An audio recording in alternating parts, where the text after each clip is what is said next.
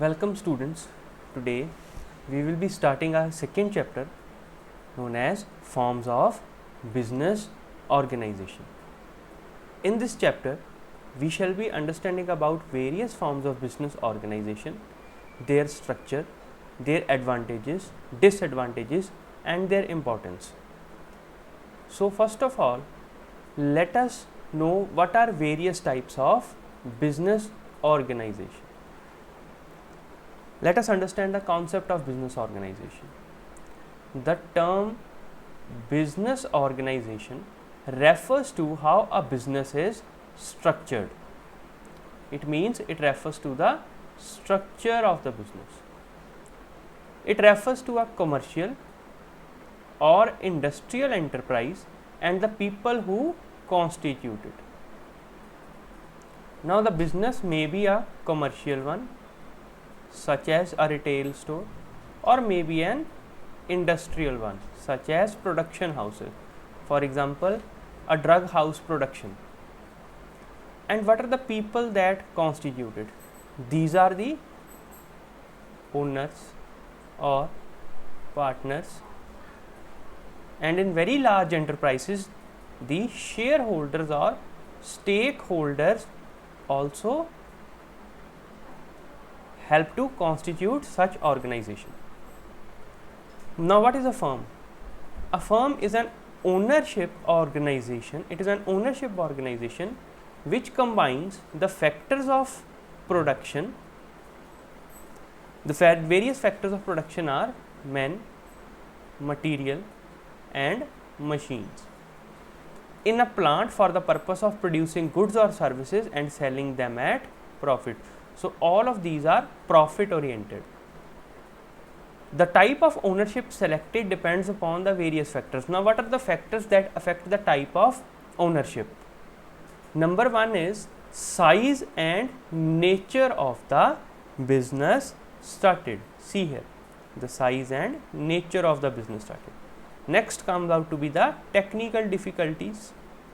We cannot compare two business because there are different parameters where the business depends upon, such as we cannot compare a cloth manufacturing house with a drug manufacturing house because there are various technical difficulties and legal obligations. The third one is the market competition and the scope of articles in the market. This solely depends upon the demand. What is the demand of goods? The next is the capital required. Now what is the capital required? It's the initial investment required to start the business and the means to collect the fund. Now what are the means to collect the fund? These are the various shareholdings. The next is the limitations and restrictions put forth by the government in connection with grant of loans, foreign exchange and other things.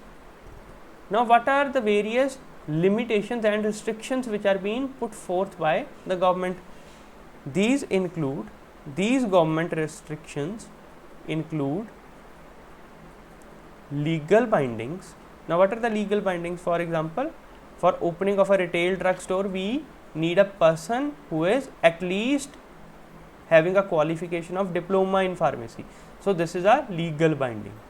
Grant of loans, there are various schemes. For example, we are familiar with the scheme of MSMEs. Nowadays it is quite famous. This is for micro, small and medium enterprises. So these are the schemes launched by the government for welfare of new startups or business. Now what are the various types of business organization? The number one, the most common, that is sole proprietorship. It is also known as one man business. Now why one man business? We are all familiar with the retail houses. These are all sole proprietorships. The next comes an older version of business known as joint Hindu family business. It was started somewhat in the era of British rule. So we need to discuss, as it is mentioned in our syllabus, The third one is the partnership firm. The partnership firm. These are generally public or private, such as the joint stock companies, which is mentioned next. And the last one is cooperative societies. Cooperative societies, these are meant for the welfare, as they are not profit oriented, or they work on a very little profit or revenue generation. Now let us understand one by one. The first one is sole proprietorship. Now what is sole proprietorship? In this type, the individual entrepreneur, who is the owner, supplies the entire capital. So individual or owner has to supply the entire capital. He organizes and manages the business himself and takes the entire risk. So it is known as one man business. So this is also known as one man business. Now what are the legal liabilities? His legal liabilities cover all his possessions. All his possessions. The possessions include the industrial setup or the premises where the organization works. The credit can collect his personal property also. Now what is credit and what is personal property here? The credit means if a person goes bankrupt. I am writing this for reference of sole proprietorship only. Credit means if a person goes bankrupt, to remove all the loans and obligations, the personal property of the owner can also be utilized to meet the credit needs. Now what are the various applications? Let us see what are the various applications of sole proprietorship. For small scale business, which is requiring a small capital and can be spared by one man. Now this can be spared by a single man, means managed by a single man. It is known as sole proprietorship. So it is very much helpful in that case. Now second one, where the risk being covered are not too heavy. Now the risk being covered are not too heavy, means there are smaller risks. So sole proprietorship is beneficial in such cases. The third one is the where management of one man is possible. For example, a retail store where we need no extra labor to carry out the day-to-day work. It can be managed by a single person who is the owner. The next one is where the local market is available. It is basically for the local market, not for commercial or a globalized perspective. So it is only for local markets. What are the features of sole proprietorship? Now what are the various important features? The number one, the business enterprise is owned by one single individual. We all know this. So both the profit and risk belong to him. If a person gets excess of the profit, it shall goes to the hard work of the person, or if the risks are too high, then these are also met by that single individual. The owner is the manager. Owner is the only source of capital, so always the capital to be invested is quite high. The proprietor and business enterprise are same in the eyes of law. Now what is this? The proprietor and business enterprise, it means the owner or the company. It is same for the legal parameters. Now let us understand various advantages and disadvantages associated with sole proprietorship. What kinds of advantages and what are the different advantages of sole proprietorship? Number one, it is simple and easy process. Number two, least legal formalities. It is the common type of business organization and requires least legal formalities. Quick decision and prompt actions can be made. A person who is the owner as well as manager of a organization can make quick decisions and carry out quick actions.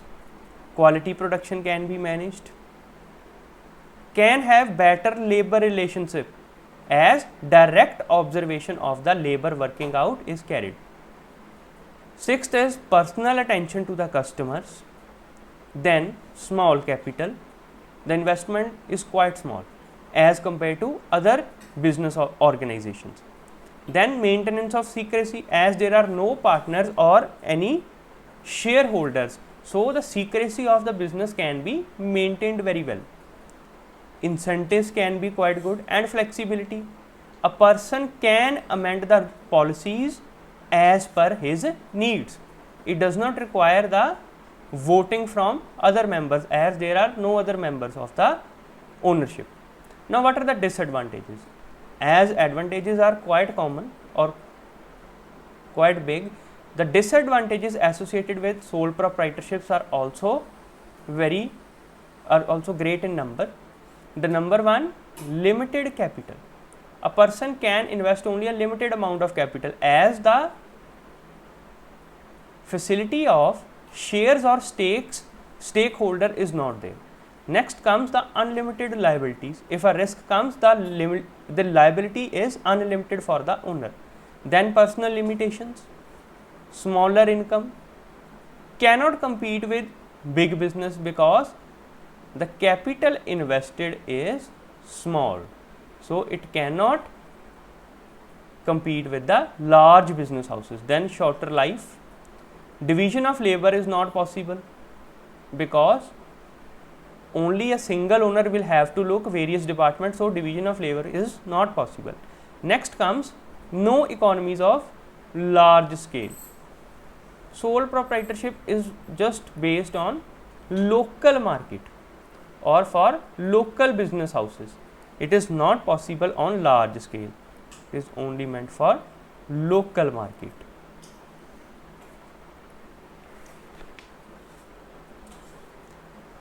The next one is joint Hindu family business. As it is a part of your syllabus, we have to understand the concept.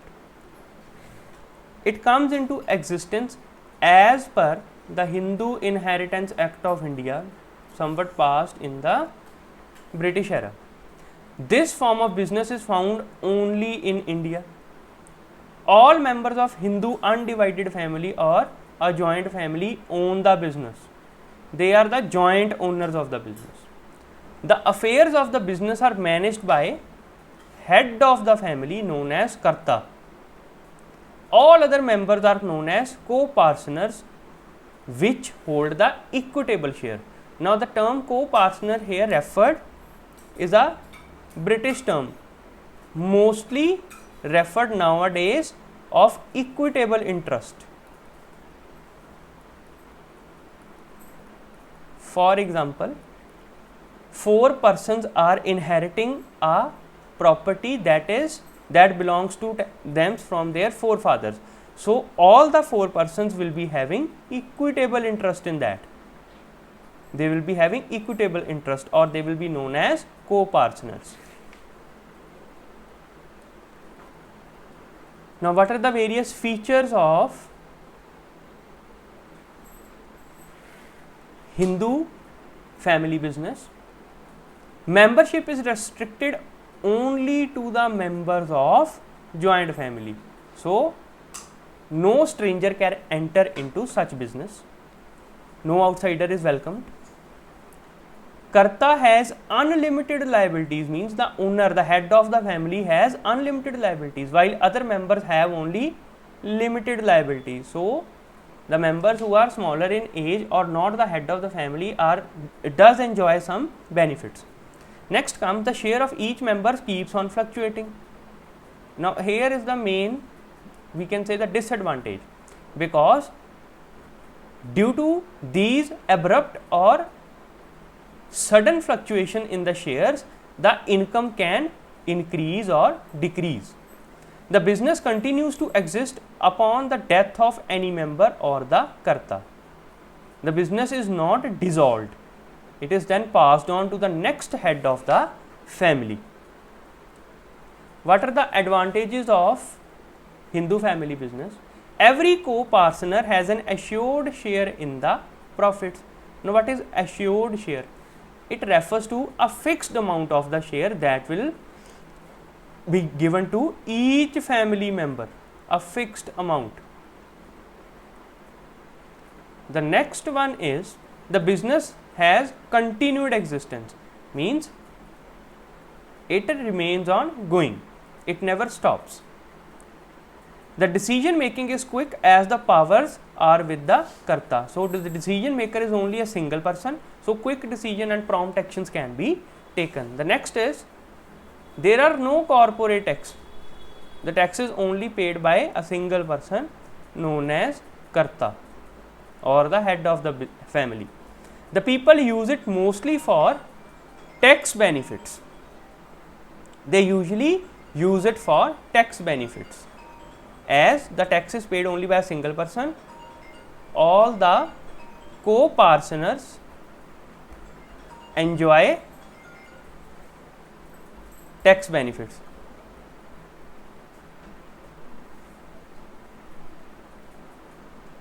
Now, what are the disadvantages? The disadvantages are, the absolute power is in the hands of karta. So, the single owner has the absolute power in its hands. Instability, limited resources can be raised, and also there is scope of conflict. In cases of conflict, the karta decides who will remain in the business and who will be discarded. So, it causes instability, and the limited resources can be raised only, as the resources comes only from the family, not from outside of the family.